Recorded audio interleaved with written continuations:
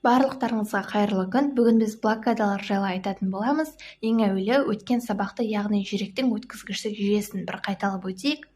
Ең алдымен жүрекке пульс синусты түйін арқылы түседі, одан кейін бахман таяқшаларына өтеді, одан кейін атриовентикулярный түйінге, гиш шоғырының оң және сол жақ аяқшаларына өтіп, соңғы Пуркина талшығымен аяқталады. Енді осы жүректің өткізгіштік жүйесіндегі кез келген бір жолдарда ақаулар пайда болуы мүмкін. Бұл ақаулар қайдан пайда болады? Бұл ақаулар дәрілік препараттардан, я болмаса инфаркттан кейінгі тыртықтанудан пайда болады. Бұл ақаулар дегеніміз, яғни блоктану, жолдардың блоктануы. Блокадалар дегеніміз осы блоктардың пайда болуын айтамыз. Ең бірінші біз атриовентикулярный түйіндегі блоктар жайлы айта кетсек, атриовентикулярный түйіндегі блокадалардың үш типі бар. Бірінші типі, бұл кезде бізде П мен Q интервалдарының арасының ұзаруымен байқалады. Мысалға, бірінші суретте П мен Q интервалдарының ара қашықтығы бір-біріне жақын орналасқан бір қалыпта. Ал екінші суретте П мен Q интервалдарының арасының ұзарғанын байқаймыз. Бұл бізде бірінші типіне жатады. Бірінші типіне көбінесе спортсмендер, я болмаса жасөспірімдер жиі кездеседі, және де адам ұйқы кезінде осы бірінші типі жиі кездеседі. Жалпы бұл жеңіл типі ретінде қарастыруымызға болады. Екінші типі бізде мобиц 1 және мобиц 2 деп екіге бөлінеді. Бірінші біз мобиц 2 жайлы айта кетейік.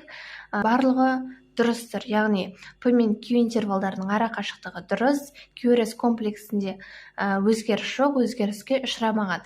Алайда мына бір шетте, одан кейін мына бір шеттерде QRS комплексінің жоқ екенін байқауымызға болады.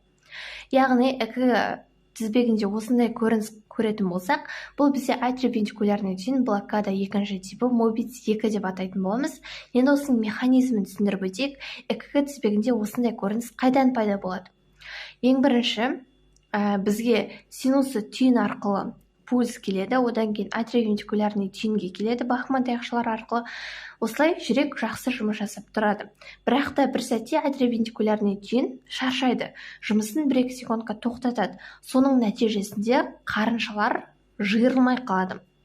Қарыншалардың жиырылмай қалуының нәтижесінде ЭКГ тізбегінде осындай көрініс қарауға болады. Осындай көріністі байқауға болады. Біз өткен сабақтарда айтқанбыз, QRS комплексі бұл бізде қарыншалардың жиырылуын көрсетеді деп. Яғни осы бір шеттерде қарыншалар жиырылмай қалған. Келесі бізде мобиц 1. Мобиц 1 ЭКГ тізбегін қарайтын болсақ, бұл жерде мына шетте PR интервал қысқа болып тұрып, мына жерде сәл ұзарған, ал үшіншісінде тіпті ұзақ болып кеткен, ал соңында қайтадан бір-біріне жақындаған. Яғни, ЭКГ-дан осындай көрініс байқайтын болсақ, PR интервалының ара қашықтығы әртүрлі болатын болса, онда бұл бізде атриовентикулярный түйін блокада екінші типі мобиц 1 деп айтатын боламыз. Енді бұның механизмін түсіндіріп өтейік, неге PR интервалының ара қашықтығы әртүрлі? Бізде синусты түйіннен атриовентикулярный түйінге пульс бахман таяқшалары арқылы келеді. Осы бахман таяқшаларында блоктар пайда болады. Яғни пульс синусты түйіннен біресе жай өтеді, біресе тез өтіп кетеді, біресе тіпті өтпей қалады, біресе уақытылы өтеді, біресе уақытылы өтпейді. Яғни осы жерде блоктың пайда болуы бізде ЭКГ тізбегінде осындай көріністің пайда болуына алып келеді. Бұл бізде екінші тип. Ал енді үшінші типі бұл бізде күрделі тип болып келеді. ЭКГ тізбегінен байқап отырғанымыздай, бұл жерде барлығы тұрақты емес, нақты емес, барлығы шатасып кеткен. Бізде бірінші P тишесі тұр, одан кейін QRS комплексі өзгеріске ұшырағанын байқауға болады. Жалпы бұл бізде күрделі. Біз өткен сабақта айтқан болатынбыз, P тишесінен кейін QRS комплексі келу керек деп, ал мына жерде барлығы өз түрін өзгерткен. Бұл бізде қауіпті болып саналады. Енді осының механизмін түсіндіріп өтейік, бұл қалай пайда болады?